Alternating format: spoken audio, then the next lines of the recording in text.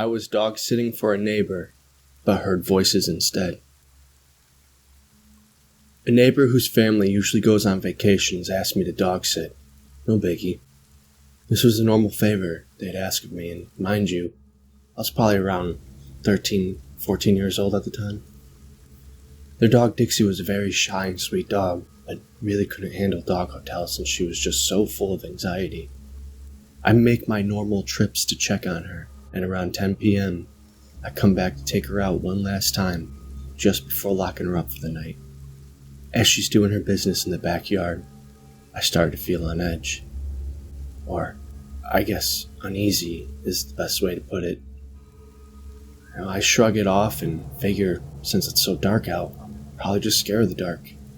Also, I'm alone in the silent home nonetheless. Dixie finishes up and I start to do the normal lockup routine, just to make sure that no one breaks in, obviously. Then, I started to hear a voice.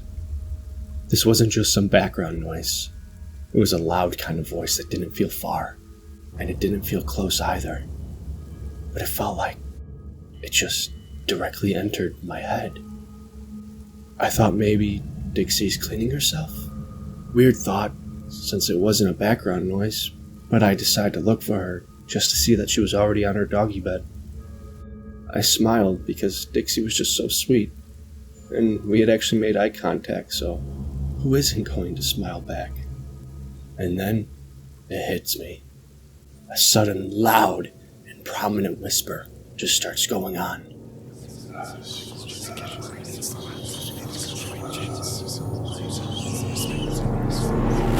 Right there, I'm just frozen in fear, as I'm watching Dixie just stare right back at me. This whisper, it was a silent whisper that you'd have with a friend when gossiping, but in a speaking volume that sounded as if someone was in a whispering mode. This was going through my ears and directly to my head, and I was terrified. I wanted to listen to the whisper to see what it would say, but I also didn't want to hear any kind of words being formed. I ran out of that house in tears and had my parents finish my dog sitting duties for the rest of their vacation because fuck that. Our neighbor finally comes home and my mom explains what happened. Maybe their daughter wasn't crazy after all. Multiple times had their adult daughter called the police for thinking that there was an intruder in the house, especially right after having her new baby.